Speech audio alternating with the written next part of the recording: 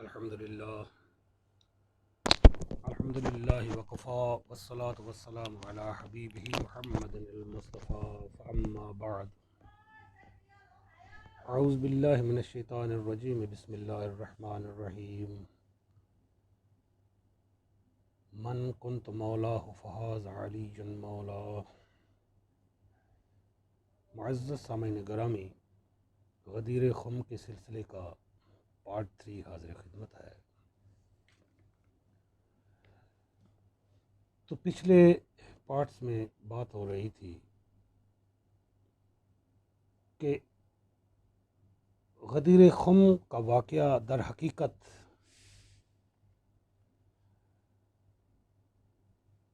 حضرت علی کا چند اصحاب کے ساتھ جو تھوڑا بہت اختلاف تھا اس کو دور کرنے کے لیے نہیں تھا، بلکہ اس کے پیچھے رب کائنات کی منشا کچھ اور تھی، اور پیغمبر مقدس کی منشا بھی کچھ اور تھی۔ کیونکہ نبی پاک صلی اللہ علیہ وآلہ وسلم کی وصال کا وقت بہت قریب آ رہا تھا، اور آپ اللہ کے آخری نبی تھے۔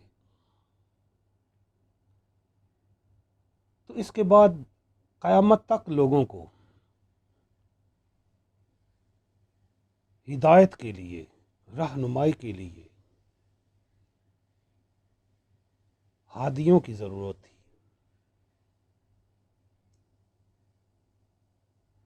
تو یہ صاف واضح ہوتا ہے کہ واقعہ امامت کا ہونا بہت ضروری تھا۔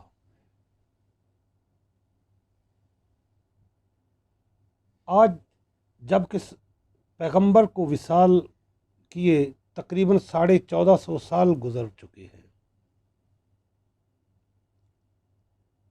تو آج بھی ہم کو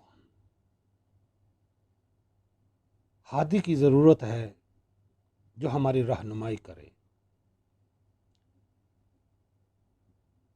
بے شک ہمارے پاس اللہ کی کتاب قرآن حکیم موجود ہے،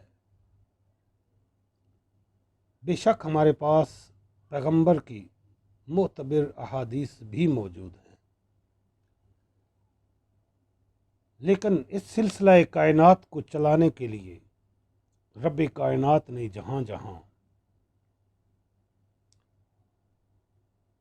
فرشتوں کے ذمے کچھ کام لگائے ہیں، وہیں پر اس نے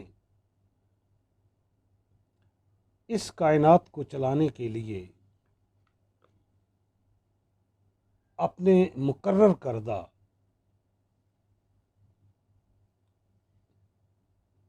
جو مقام ولایت پر فائز لوگ ہیں ان کو بھی منتخب کر رکھا ہے، اور وہ اس کائنات کے سلسلے کو چلانے کے لیے فرشتوں کے ساتھ برابر کے حصہ دار ہیں۔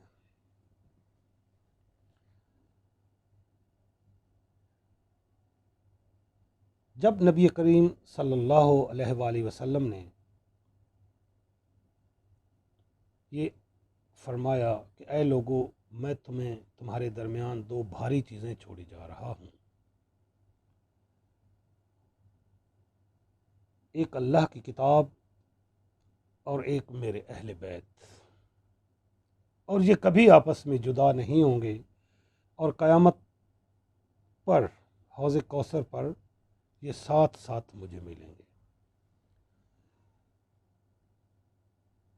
تو اس بات کا اعلان تھا کہ میرے بعد میرے اہل بیت میں سے کچھ متقی لوگ آئیں گے جو قیامت تک آپ کی رہنمائی کرتے رہیں گے،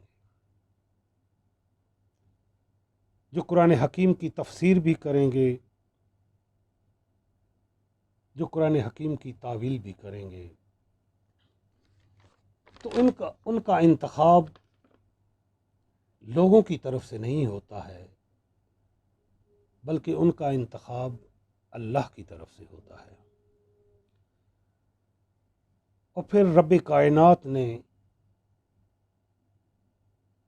اپنے بندے امام علی مقام حضرت علی علیہ الصلاۃ والسلام کو ولایت کے اعلیٰ مرتبے پر فائز کیا۔ یعنی رسالت کے بعد اگر اس کائنات میں کوئی سب سے بڑا رتبہ ہے یا عہدہ ہے تو وہ ولایت کا ہے، اور وہ عہدہ رب کائنات نے محمد صلی اللہ علیہ وآلہ وسلم کی زبان سے حضرت امام علی مقام حضرت علی علیہ الصلاۃ والسلام کو عطا کیا۔ آپ بہت بڑے عالم تھے، آپ نفس رسول تھے، آپ کل ایمان تھے، آپ بہت بڑے زاہد تھے، بہت بڑے عالم تھے، بہت بڑے متقی تھے، اور امیر المؤمنین تھے۔ بلکہ محمد صلی اللہ علیہ وآلہ وسلم نے آپ کو مدینۃ العلم کا باب کہا ہے، دروازہ کہا ہے۔ تو اس سے معلوم ہوتا ہے کہ جس طرح رب کائنات وہ مالک ہے ہر ملک کا، وہ رب ہے ملکوت کا، وہ رب ہے جبروت کا، اسی طرح نبی کریم صلی اللہ علیہ وآلہ وسلم وہ رسول ہیں، رسول العالمین ہیں، وہ تمام ملکوں کے رسول ہیں، وہ رسول ہیں ملکوت کے، اور وہ رسول ہیں جبروت کے۔ اسی طرح جس طرح پیغمبر کی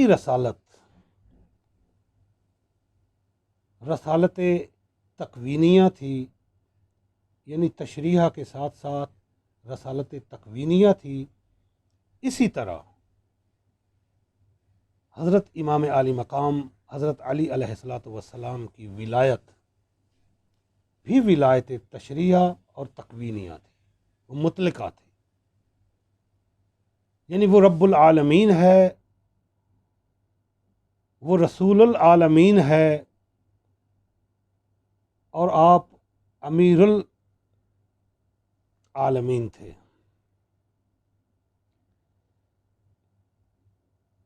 ایک واقعہ قرآن حکیم کا آپ کو بتاتا ہوں کہ جب آیت کریمہ نازل ہوئی کہ کل شیء احصیناہ فی امام مبین، تو نبی پاک صلی اللہ علیہ وسلم مسجد نبوی میں تشریف فرما تھے، تو حضرت ابوبکر رضی اللہ تعالیٰ عنہ، حضرت عمر فاروق رضی اللہ تعالیٰ عنہ، حضرت عثمان غنی اور بھی چند اصحاب وہاں پر موجود تھے۔ تو اصحاب نے سوال کیا، یا رسول اللہ صلی اللہ علیہ وسلم، کیا یہ امام مبین تورات کو کہتے ہیں؟ اس کا مطلب تو ہم کو سمجھائیں۔ کیا امام مبین زبور کو کہتے ہیں؟ کیا امام مبین انجیل کو کہتے ہیں؟ کیا امام مبین قرآن حکیم کو اللہ نے کہا ہے؟ تو ان کے ان چاروں سوالوں کا جواب پیغمبر میں نہ میں دیا، نفی میں دیا۔ تو اسی لمحے مسجد نبوی کے دروازے سے امام علی مقام حضرت علی اندر تشریف لائے، تو آپ نے اپنی نظر اٹھائی اور علی کی طرف دیکھا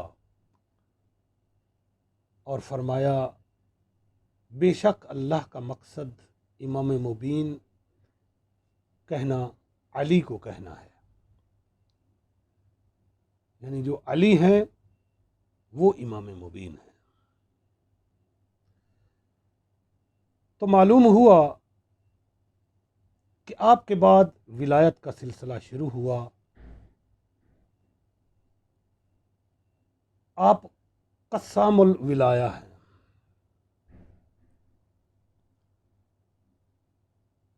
اور جو بھی امام ہوتا ہے وہ اپنے وقت کا بہت بڑا اولیاء ہوتا ہے۔ آج جو ولی اللہ ہیں، جو قطب ہیں، جو ابدال ہیں، جو قلندر ہیں، جو بہت بڑے مرتبوں پر فائز ہیں، روحانیت کے مرتبوں پر فائز ہیں، تو ان سب کا امام علی ہے۔ تو معزز سامعین گرامی،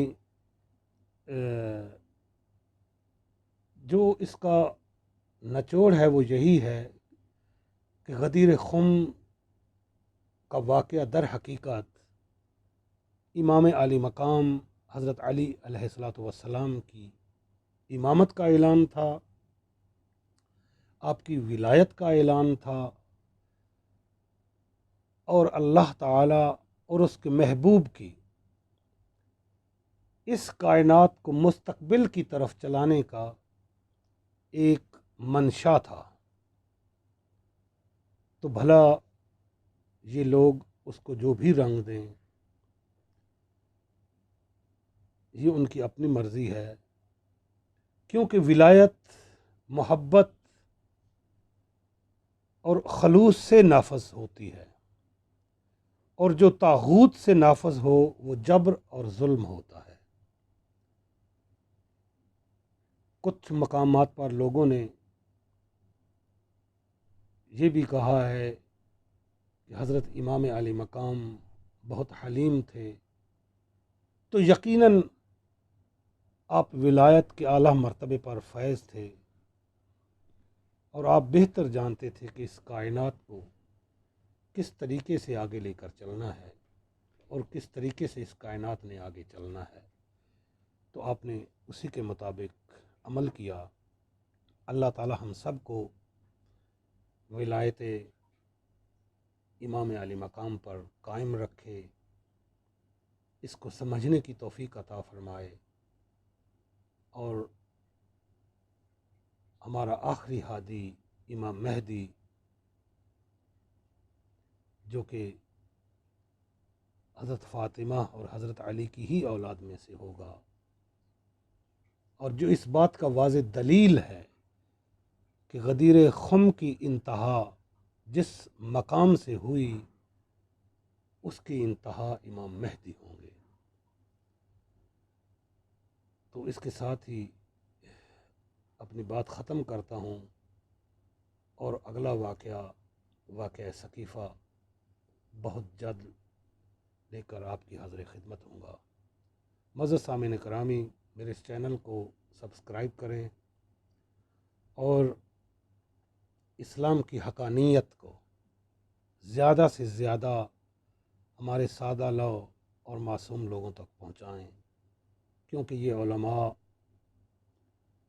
یہ جو حقیقت ہے وہ ہم تک کبھی بھی نہیں پہنچائیں گے، اور یہ اب ہماری نئی نسل کی ذمہ داری ہے کہ اسلام کی حقانیت اور اس کی جو اصلیت اور جو اس کی اساس ہے اس سے تمام مسلمان آگاہی اور ادراک حاصل کریں۔ وآخر دعوانا ان الحمد للہ رب العالمین۔